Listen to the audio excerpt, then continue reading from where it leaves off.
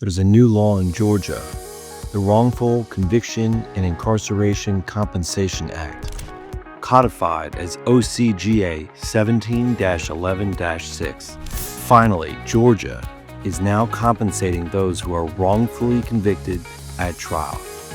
If you're wrongfully convicted at trial, Georgia is now giving you $75,000 per year that you were in custody, and an additional $25,000 per year if you were in custody on death row.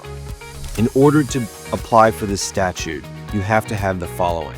1, you have to be convicted by a felony in Georgia, and you have to served part of your sentence as a felony in prison.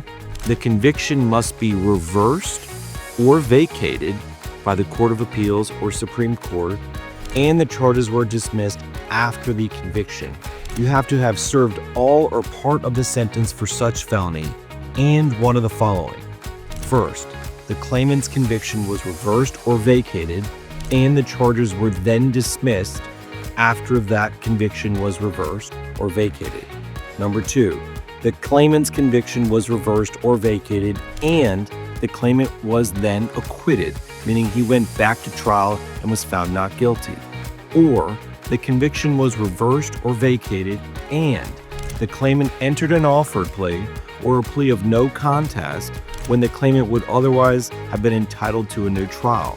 What that does is help people that just simply need to take a plea in order to get these charges to go away or get out of prison, and instead of entering a guilty plea, they enter a guilty plea under offered, which means that they're entering a plea because a jury could find enough evidence to find them guilty, or enter a no contest plea, meaning they're not contesting whether or not they're guilty or innocent.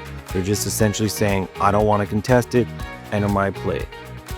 Finally, you can get this claim if the claimant then received a pardon based on innocence.